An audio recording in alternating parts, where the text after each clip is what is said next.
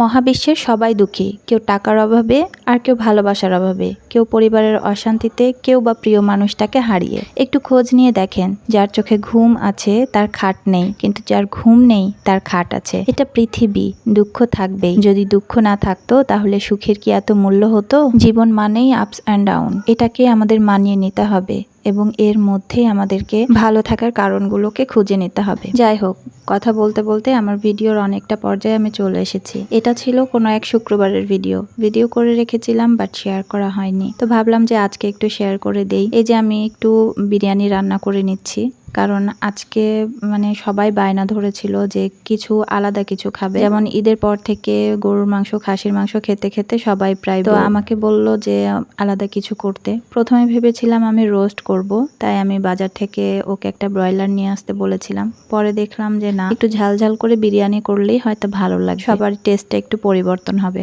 তাই বিরিয়ানিটাই করে নিচ্ছি। তো এখানে আমি পোলাওটাও রান্না করে নিচ্ছি, আর পাশের চুলায় আমি মুরগিটা রান্না করে ফেলেছি।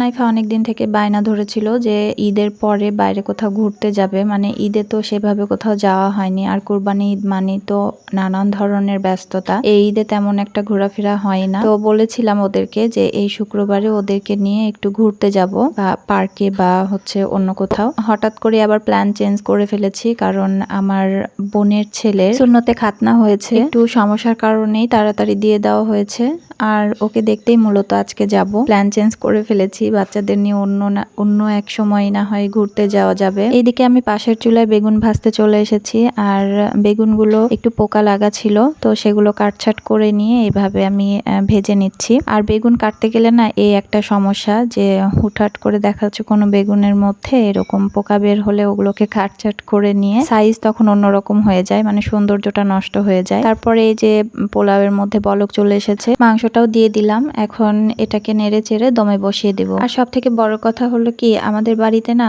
বাচ্চারা প্রায় সবাই মুরগির গোস্তের যে বিরিয়ানিটা হয় সেটাই অনেক পছন্দ করে।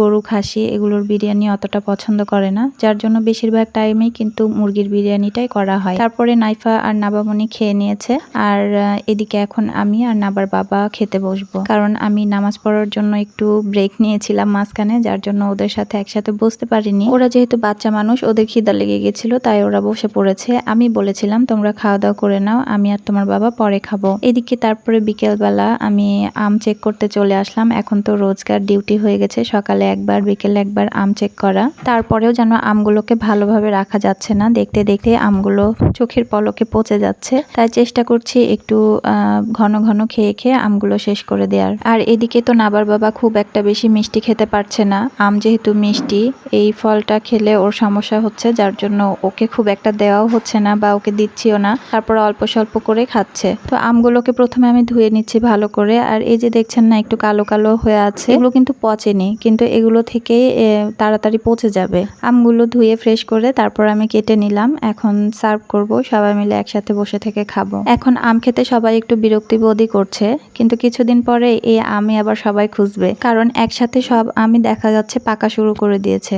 আর এই আমগুলোই সবাই একটু বেশি বেশি করে সিজনে কিনে কিনে খাচ্ছে, আর সিজন শেষ হয়ে আসলে তো আমও কমে আসবে। তবে আমার না এই আম কাটার অলসতায় মাঝে মধ্যে আম খেতে ইচ্ছা করে না, কিন্তু কি করব, আমি না কেটে দিলে তো আবার কেউ খাবেও না।